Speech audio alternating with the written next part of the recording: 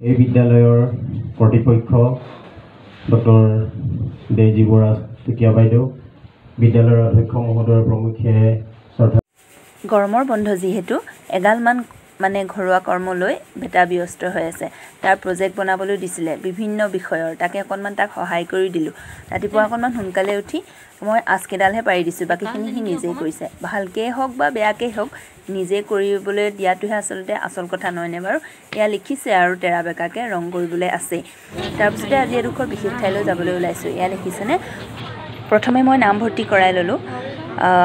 প্ৰশিক্ষণ হৈছে শিক্ষক প্ৰশিক্ষণ কাৰ্যসূচী, সমাজ বিজ্ঞান, বিজ্ঞান, গণিত আৰু ইংৰাজী বিষয়ৰ। মই মোৰ নিজৰ বিষয়টোৰ কাৰণে গৈছিলোঁ। 10ম শ্ৰেণীৰ মানে সুকীয়াকৈ হৈছে, বাকী সৰু ক্লাছৰ 8লৈকে বেলেগ ধৰণে বিজ্ঞান আৰু সমাজ বিজ্ঞানৰ ইয়াৰ প্ৰশিক্ষণ আৰম্ভ হৈছে। তেওঁলোকে প্ৰজেক্টৰ ব্যৱস্থা কৰিছে যিহেতু অকণমান সময় লাগিছে প্ৰথমতে, তেতিয়াই মই ভিডিঅ'টো কৰি ৰাখিছিলোঁ।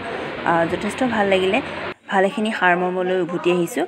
এয়া প্ৰথম আৰম্ভণিতে তেওঁ বক্তৃতা দি থাকোঁতেহে ভিডিঅ' কৰিছিলোঁ দেই, ভুল নুবুজিব, মানে ক্লাছৰ সময়ত ভিডিঅ' কৰা নাই।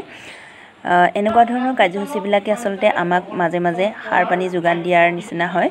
যথেষ্টখিনি ভাল লাগিলে। গৰমৰ বন্ধত অকণমান অচল হৈ পৰিছিলে আৰু এই প্ৰশিক্ষণৰ পিছতে পুনৰবাৰ সজীৱ হৈ নিজকে সজীৱতা অনুভৱ কৰিছোঁ। অধ্যক্ষ মহোদয়ৰ প্ৰমুখ্যে শ্ৰদ্ধাৰ শিক্ষাগুৰুসকল, জিলা সমিতিৰ বিষয়ববীয়াসকল আৰু জিলাখনৰ তাৰ প্ৰাক মুহূৰ্তত আজি ছাৰক আনুষ্ঠানিকভাৱে আদৰণি জনাওঁ।